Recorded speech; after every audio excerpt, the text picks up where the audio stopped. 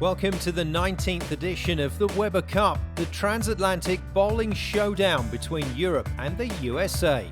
Here's a selection of what's happened so far. Team USA always seem to do better than Team Europe in Baker matches. But an open frame has more or less gifted this first Baker match to Team Europe. Just crazy scores. It really is. Oh, it's gone, it's gone. It was close to perfection from Anthony Simonsen. Well, it's 9 frames in a row without a strike. And there's the spare, the 2 and the 10 from Jones, just showing off. It's much too much for Stu Williams.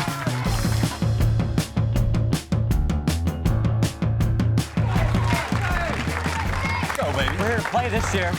We're here to play. Let's go. American dominance continues in the early going. And he's got the messenger to kick out that 10. Oh, you don't want to be doing that against Stu Williams. You might end up in the car park. He must take all 10 just to keep this alive. And he's left the corner 10. Well, well, well, what a big win that is. And I tell you, Europe are clinging on by their fingernails here. Here we are, dead level again. Huge pressure on the European skipper here. And that was a shocker. And I think that's the match gone. Wave the white flag, get me out of here. Barrett has got some serious thinking to do. This man is simply unstoppable right now. Back in business, back in cruise control. So his troop, we're overdue a strike, and Europe have to strike to claim the win here. Must be a strike. He's due a strike, but he doesn't get it. He doesn't get it. It's a point for Team USA. This is terrible, terrible luck for Don Barrett. Well, looking to just shut the door, lock it and throw away the key. After 16 matches, America now have a commanding 12-4 lead in this race to 19, winning each of the opening 2 sessions 5-2 before continuing their dominance into the third. Can Europe add some much-needed blue to the board? Let's find out.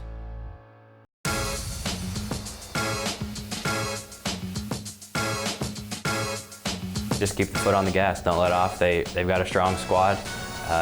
You know, and any break that we give them, they're going to capitalize on it.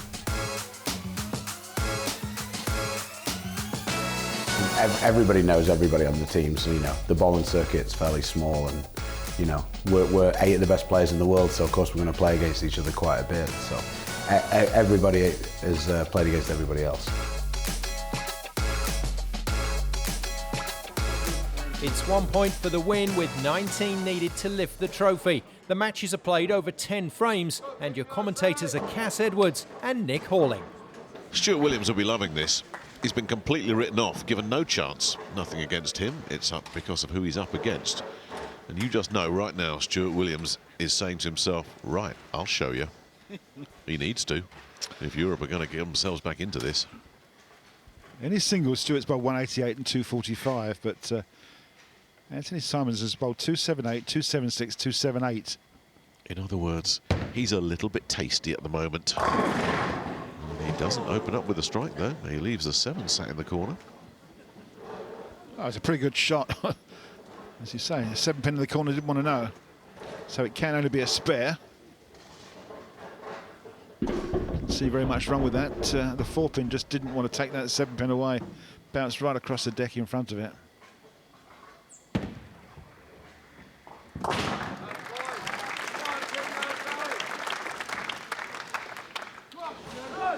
So he's given Stu a chance in frame 1. I was going to say, this might be as good as it gets here for Stu Williams. There's a chance to go in front. The reality is he's got to have the best game that he's had at the Weber Cup. You know, 230, 240 is not getting the win here. It's got to be a big score.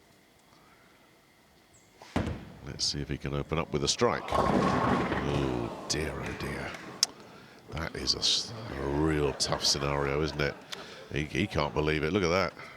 That is a monster split. It's the 2-8-10, which is left when the ball gets near to the headpin pocket shot and just carries on. It didn't hook up behind the headpin and carry anything. It's almost an impossible split. More than likely an open frame.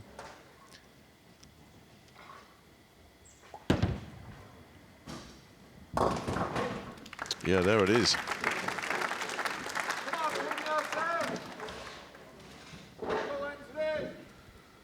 Well, the good news is he's got it out of the way early. But the early going here in this match is the lane remains challenging for all players. Interested to see the left-handed Jesper Svennson, who's due up next, how he deals with it. But any time this guy leaves a pin standing, that's almost headline news at this year's Weber Cup. It didn't happen a second time.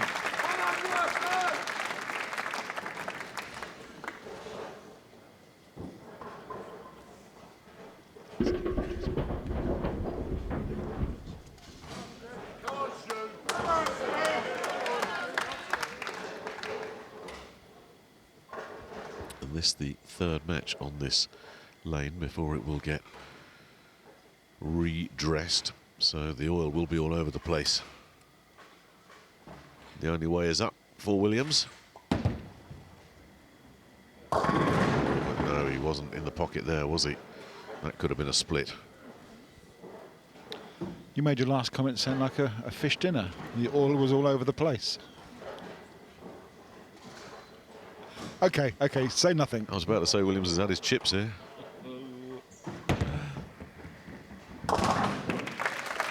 Yep. Europe playing catch-up.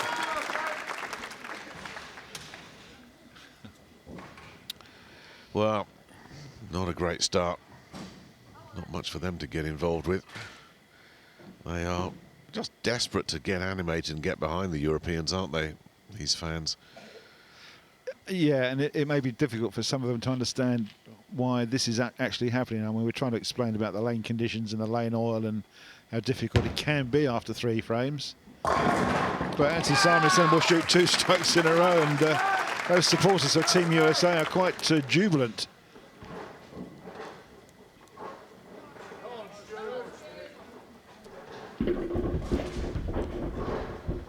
Well, there was a sense of inevitability about that one. Well, I think if USA win this Weber Cup this year, I think Anthony Simonsen will be wanting to take this lane back home with him. Well, we talked about it earlier, and I know it's still not even at the halfway point yet. We're just past the halfway point, and would you believe that? I mean, that's just impossible. That's absolutely cruel on Stuart Williams. Twice in 3 frames. Are you kidding? The ball's getting to the pocket just there, and then it just sets and goes straight on. Breaks absolutely nothing up. We can't understand it.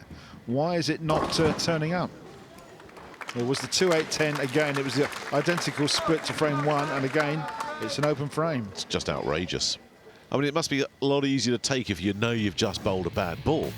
You can say, well, I got what I deserved, but he didn't deserve either of those.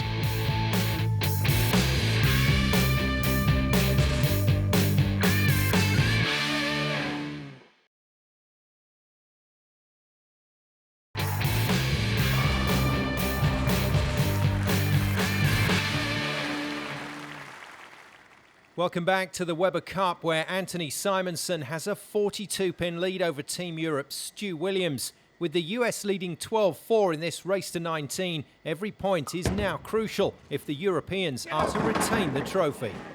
Well, well, well. And he's got what he deserved there. He's got one that got away from him. That wasn't a bit of bad luck. That's probably the worst shot he's played in singles competition. Well, it is comfortably the worst shot he's played in singles competition at this year's Weber Cup. He is human after all. It's actually a makeable spare. It looks horrendous. It's a 3-4-6-7. But if he can get his ball to the right-hand side of that 6-pin, it could bounce across and make the spare. It's going to be very accurate and maybe just a little bit of luck, but let's see. Well, I did call it. How many players would you put money on making it, though? No, absolutely right. I mean, it's just a perfect way to get it, and you can see it's a beautiful looking spare off a very awkward looking split. So there you are, a tiny little glimmer of hope there for Stu Williams. Snuffed out. He's back on track with his first strike. Clearly in the knowledge that he is requiring Simonsen to give him a helping hand here. Yeah, 28 pins adrift, and Stu's just wondering what he's got to do apart from go straight off the sheet with strikes all the way. Even then he can only make 247, and 240 games have been losing on a very regular basis on this lane. You suspect 240 something is not going to be good enough to beat Simonsen, but let's see what Simonsen comes up with here. His last shot was not a good one. How does he adjust? With a perfect pocket hit, of course. He's testing you, Nick. He's actually testing what you're saying.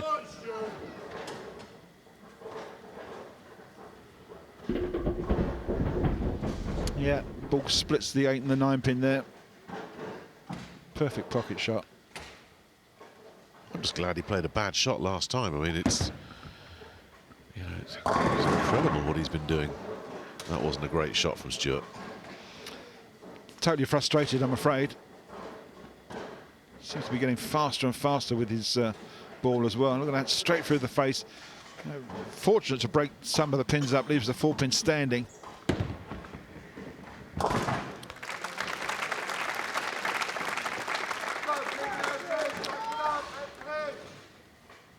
The deficit moves to 39 pins at the halfway stage. That's a lot of pins to make back under this World Bowling scoring system. Well, if Simonsen can add a double to his earlier double here, that will make it pretty much mission impossible for Stu Williams.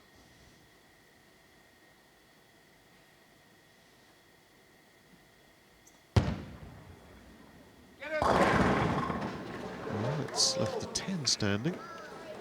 There's not a pin doing pirouettes in there. I'll put that down for 9.5, I think.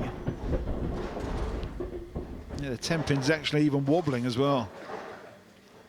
Didn't want to go, so it can only be a spare. That comes the harder surface spare ball. It'll go hard and straight. It's good enough.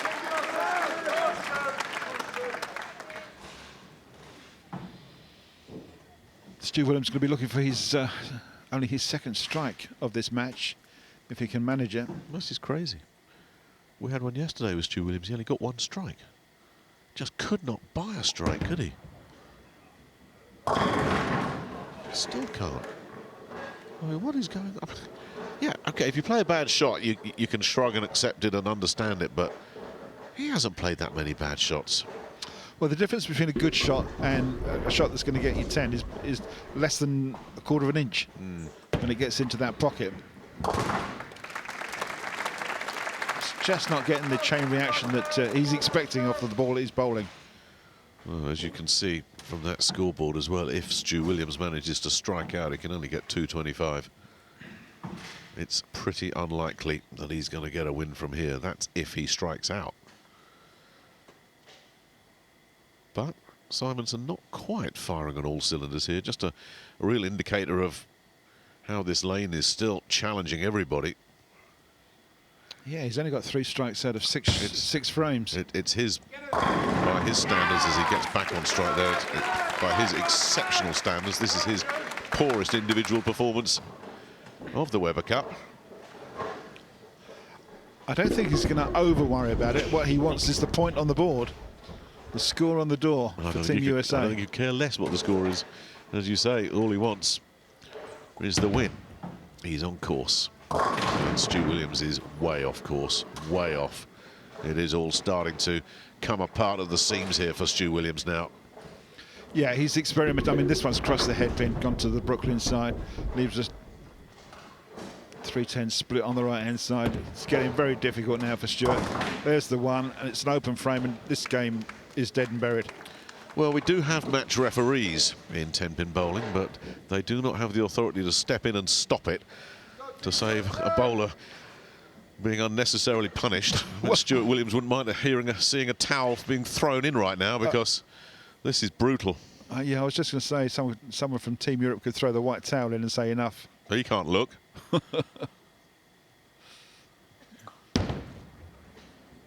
There's another poor shot again from Simonsen. Yeah, well, he's thrown at a huge pace. He really is. He's rather than bowling it, he's throwing it. But he's so far ahead, he really doesn't have to worry at this stage. It's frame number 8. And I'm sure 60 pins in the lead. And I'm sure the two bowlers up next are relieved that this lane is being redressed, because it always started off tough and it's proved virtually unplayable for these two. Williams with just 1 strike through 7 frames, and Simonsen with 4. I mean, he's way off pace. That's much better. A nice clean pocket hit. All 10 go, but it's academic, this. Yeah, no emotion whatsoever from Stu Williams, because he knows that he's so far behind. This game is dead and buried, even though he might strike out with 3 strikes, but nothing to stop this man at this particular time. Well, he bowled a 188 last night, Stu Williams, as he experimented in some of the later frames. And again, he's off. He's way off. By his standards, this has not been one he'll want to look back on. And on another occasion, this might have been a point that could have slipped away from the Americans, which will be a source of even more frustration for Stu Williams. Let's just say that Simonson's going to drop his average slightly from 277 down just a bit. Covers the sleeper nicely. 1 pin right behind the other. Sometimes a bit tricky.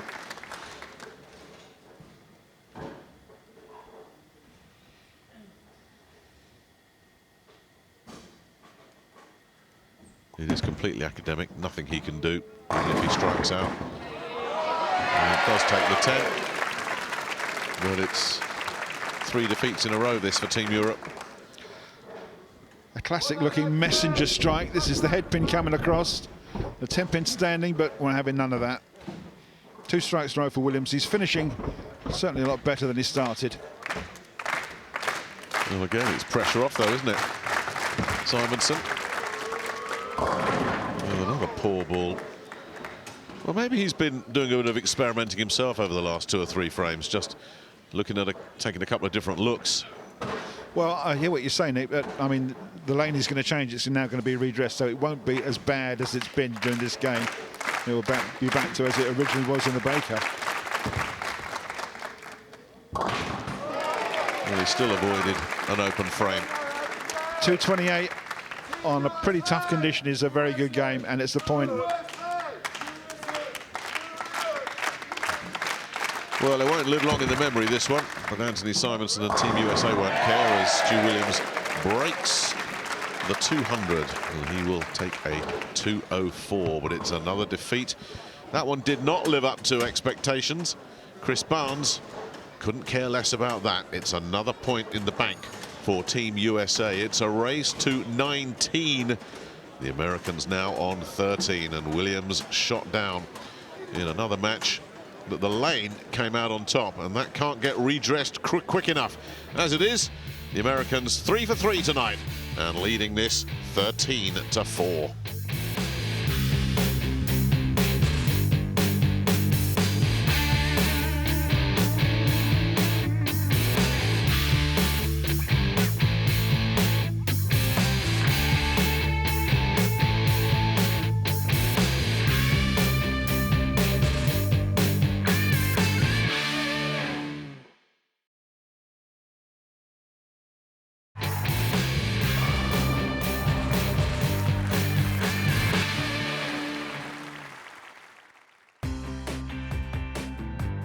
Welcome back to the 19th Weber Cup, where, to the dismay of European fans, Stuart Williams has just lost to the in-form American Anthony Simonsen. The young Texan is now talking to Hannah Wilkes. Anthony, a win's a win, but is it fair to say that it was quite tough conditions out there on the lane? Yeah, you know, it seems like the guys started pretty far left, forced us left pretty fast. You know, I was fortunate enough to string a couple strikes early, you know, and just kind of grind out the rest of the game. I mean, you guys picked this lane pattern this evening, but we are seeing it cause some problems. What was the thinking? Is it more make it more difficult for Europe rather than give yourselves an advantage? You know, like Barton said earlier, we bowled on one of the easier patterns that we have. So go back to something similar to yesterday, one of the little harder patterns, and, you know, kind of see what happens from there. You're doing so well here in your first Weber Cup. How much are you enjoying the atmosphere here? You know, it's great. The fans are great. You know, getting into every shot is nice. It's a little different than we have back home, and I'm enjoying it. We're enjoying watching you. Thanks very much, Anthony. Thank you. Anthony Simonson's fourth singles victory at the Weber Cup has moved America on to 13 points, only 6 shy of regaining the trophy they last won back in 2012.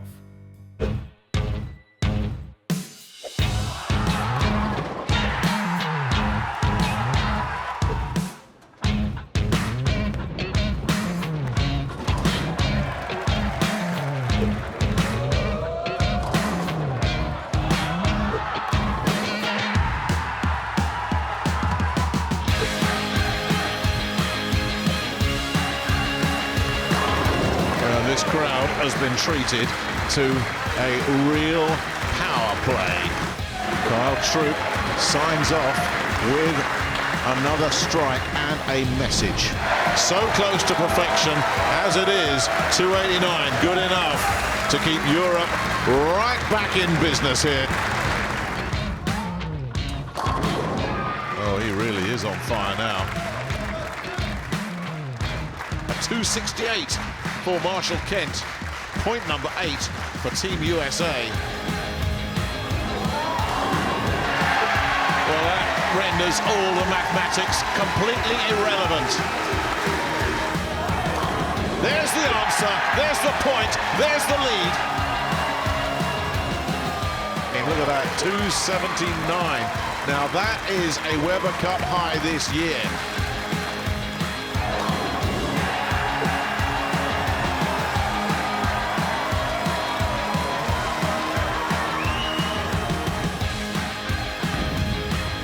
Is it a strike? Yes, it is! It's a point for Europe, and Stu Williams has come through big time. It's celebration time now for Team Europe. The pattern is clear to see. Periods of American domination followed by the Europeans. The US ruled the first 3 years. Europe came back in 2003. Team USA next, and then things tightened up from 2009 before 5 years of European domination began in 2013. Will it continue in 2018? Let's find out.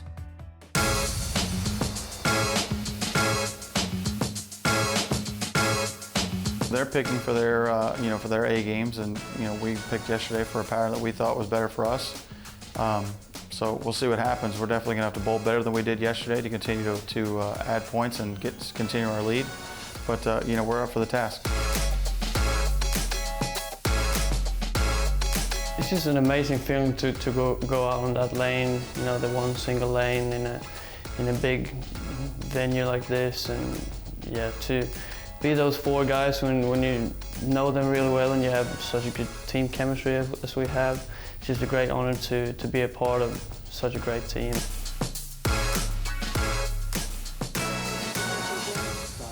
Commentary for this one comes from Guy Kaminsky and Nick Halling. Is it a mistake to say if Team Europe can't get a win with this fella, we might as well all pack up and go home? Are we at that stage? I think you are 100% on the money. If this is not a blue, if we're not singing the song at the end of this for Europe, I'm afraid to say it's all over bar the shouting. Yes, because he shuffled his pack, Don Barrett. He wanted to get Jesper Svennson away from the man who's proved unplayable so far, the unbeaten sensation, Anthony Simonsen. He's done just that. So Svensson now instead draws Tommy Jones. It comes to something when Tommy Jones is considered the weak option, but that's what everybody looks like compared to Simonsen. And it's a chance now then for Svensson to try and get Europe on the board in this evening session. And Jones will have plans of his own. But you were talking to him earlier, and he wasn't exactly exuding confidence himself, was he, Tommy Jones? In fact, anything but confidence. I happened to walk past him and asked him what are his chances, and he was basically like slim to none, basically. I think Jesper is lucky enough being left-handed. He's going to play the lane the right way by staying, you know, much straighter up the lanes. We've already seen with that graphic earlier on how far left these guys are having to play. I mean, Anthony was throwing the ball over the left gutter. Yeah. You know, Jesper now with no one on his side of the lane, I think you'll see him played really straight up the lane, got urethane in his hand, kind of straight up and in.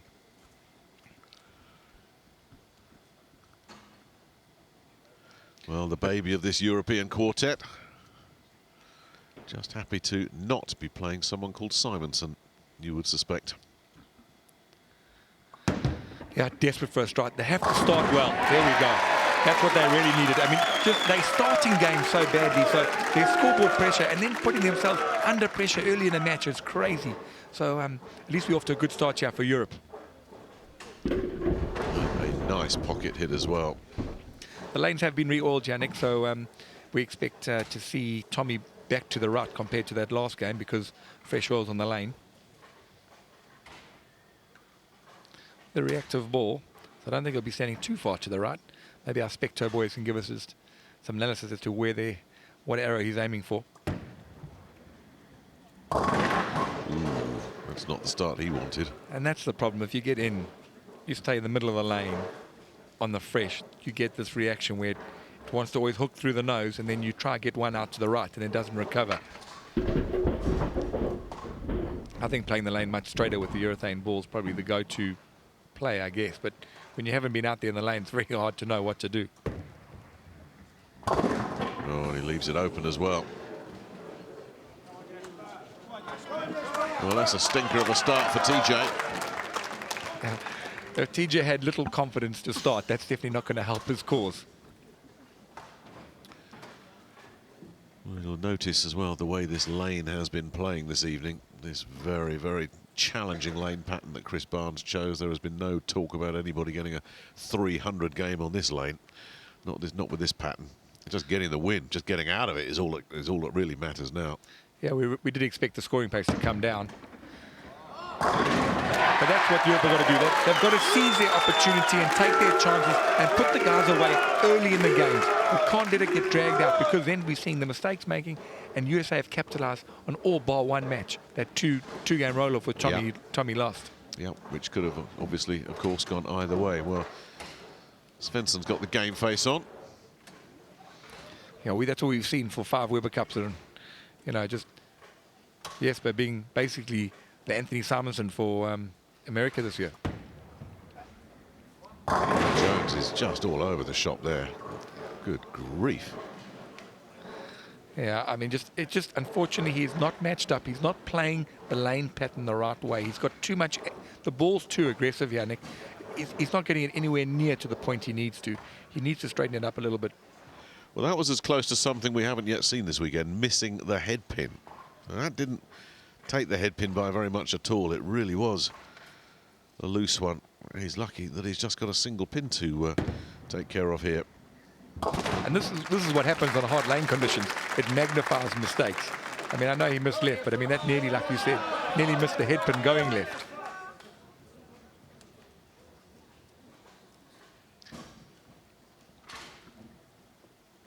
Yeah, well, they were watching through the gaps between their fingers last time, weren't they?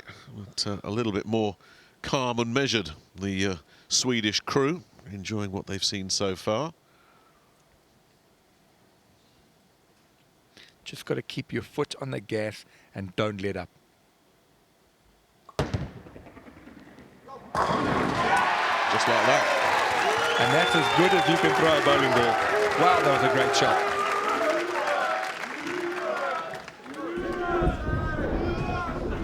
So why is the only left-hander in the field making this challenging lane pattern look pretty simple?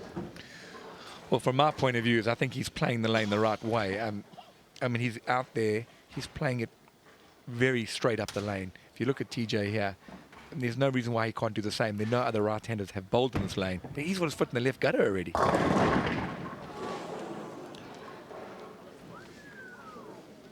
Can't find a strike, can he?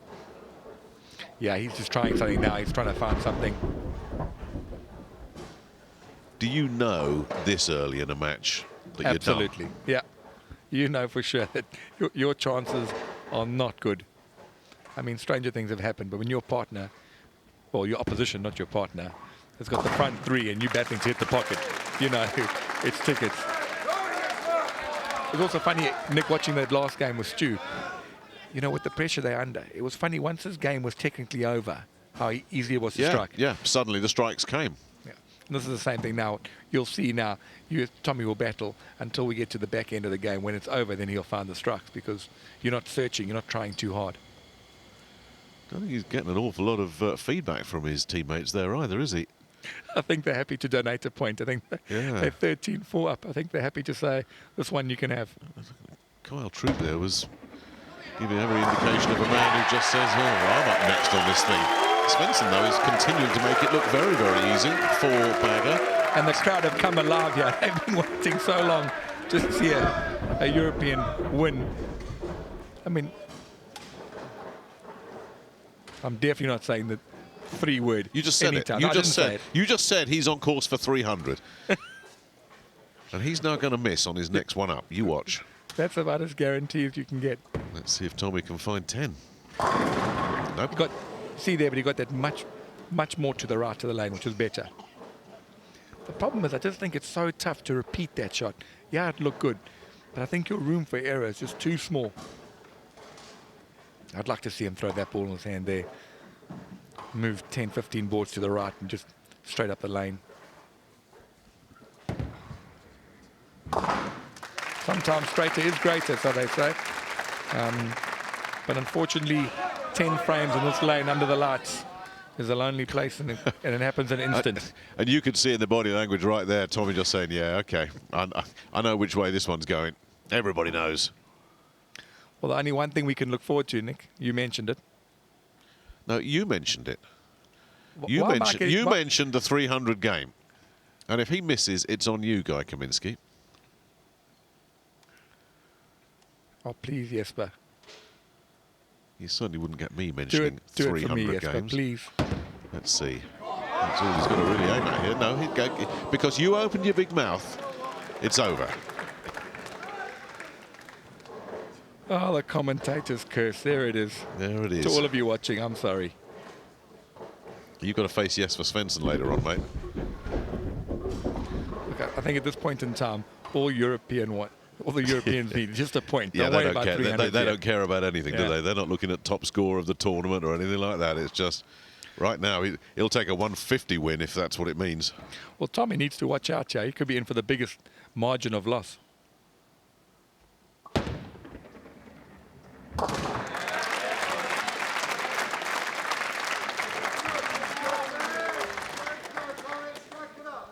Well, we've pretty much written off Tommy here, which is a bit unfair. We've still got 6 frames to go.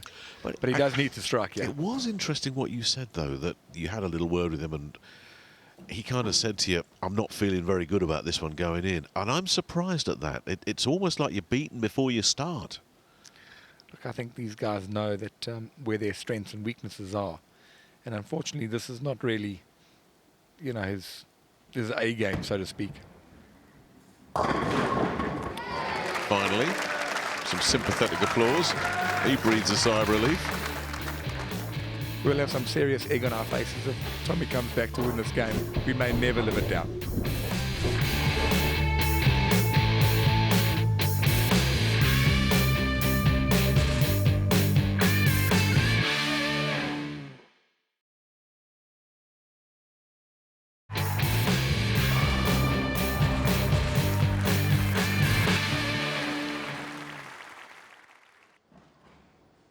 Welcome back to the Weber Cup, where Team Europe's Jesper Svensson currently leads an out-of-sorts Tommy Jones by 43 pins. Nick Halling picks up the action.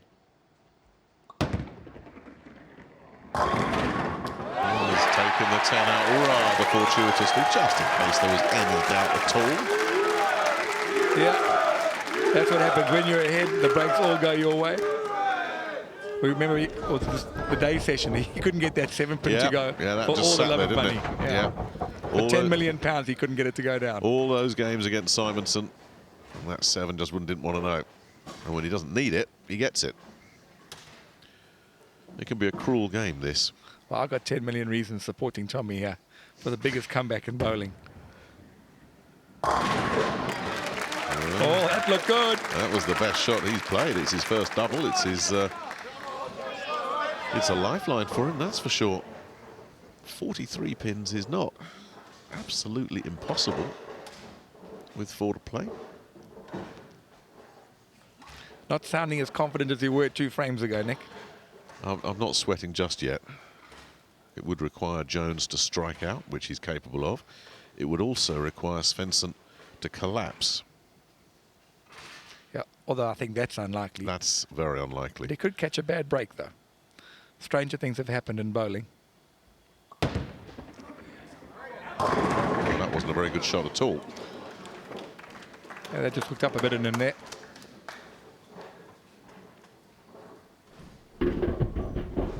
See, that's the thing with urethane ball and playing it so straight. When you do make a miss, you're limiting the damage. You're getting the 9, you know, and you're not getting those big splits like we've seen in the earlier games. Well, he's just got to stay clean here, really, Svennson.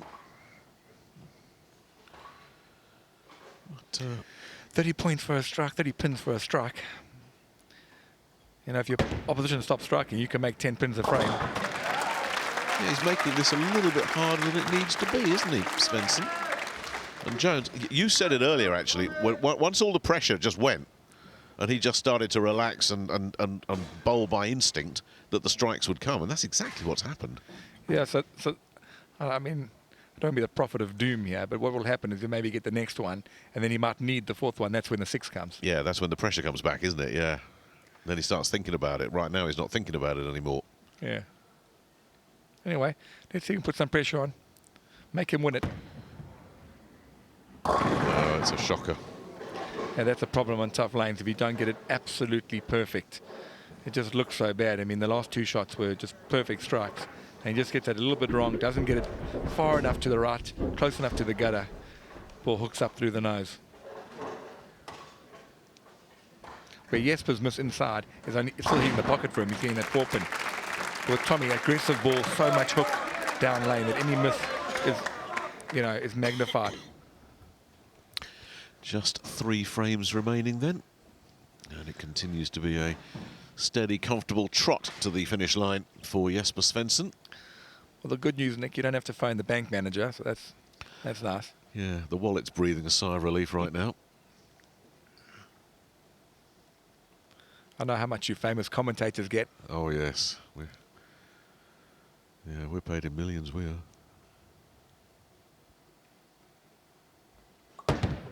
Svennson, frame 8, leaves another corner pin. Stone 10-pin there. Yeah. Well, he's lucky that he can see the funny side of that. Yeah, absolutely. I mean, I think when you're ahead, you've got the point. If you needed that one to win the match, it wouldn't have been as funny. But I like the contrast. You know, people that are following the Weber Cup over the whole weekend, it's nice to see, you know, just how the lane pattern really can affect the scoring pace. Well, you just don't want repetitive over and over again, do you? You need a little bit of drama in the narrative every once in a while, and certainly this lane pattern has provided plenty of that.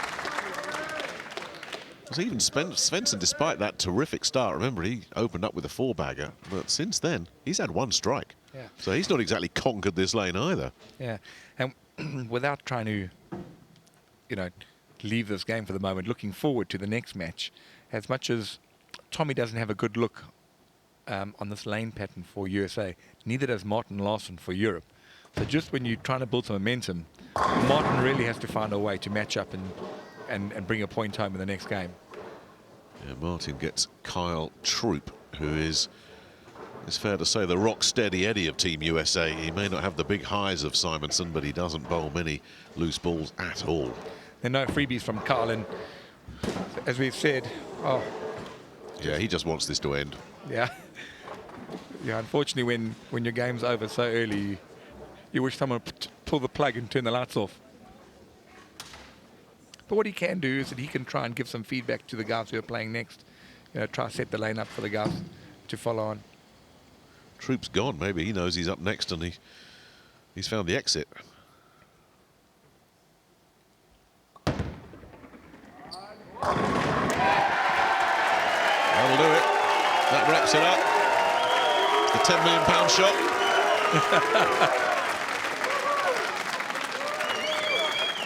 Yeah. Bit of relief there. You're not kidding.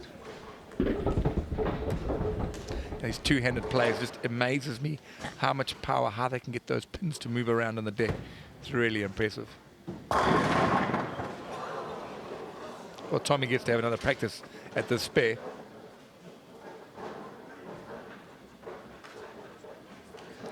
Yeah, good humour now in this match that it's a non-event really. I'm sure Jesper's just saying to himself and probably to his captain as well, just keep me away from that Simonsen guy and I'll bring you some points. Yeah, I'll play anybody but. A bit of good humour going there. I think the Europeans having a bit to say.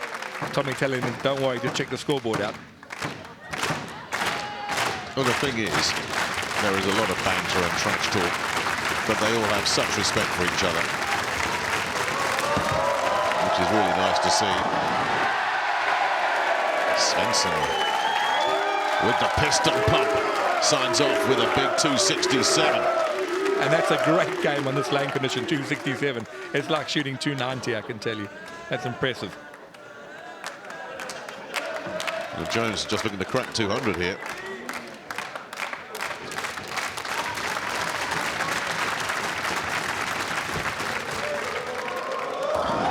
Which he doesn't. My goodness me. That's our new low game of the week. Assuming he doesn't spare this, I think 188/2 was the lowest. That was, and he was experimenting with the last two frames as well. Sure. He's had one to forget. So that'll do it. A huge win for Team Europe. The left-handed Jesper Svensson comes up with a big one. It was never really in doubt once he opened up with 4 strikes. Jones didn't have a strike to his name. It was just a question then of how big a win it was going to be, and I think that we can safely say is as big a margin as victory as we've seen at this year's Weber Cup. Back in business, Team Europe, but a long way behind still. A superb performance from Jesper Svensson finally brings to an end a run of 5 US victories. The Swedish two-hander is now talking to Hannah Wilkes. Jesper, you've got your groove back. That's much more like it, isn't it? Yeah, finally. Felt like it was a little bit of a do-or-die situation. Like, really need to get those points in, and yeah, someone have to start. And I hope we can get some confidence to Martin going the next match. So, yeah, hope we can catch a good run here for the end of this session. It really didn't go your way in the afternoon session. What did you do in the break to kind of change your mindset and produce a performance like that? I think it's really just much about reset and forget the past and try to move forward and work even harder. And personally, I try to find some keys in my technique instead of my ball motion, and just try to focus on throwing a little bit better, and obviously that makes the carry a little bit better. So I think we're in good shape now. Europe may be back in business, but they're a long way behind their US rivals. With 3 more matches to play in this session, can the hosts narrow the gap, or will America edge closer to lifting the famous trophy?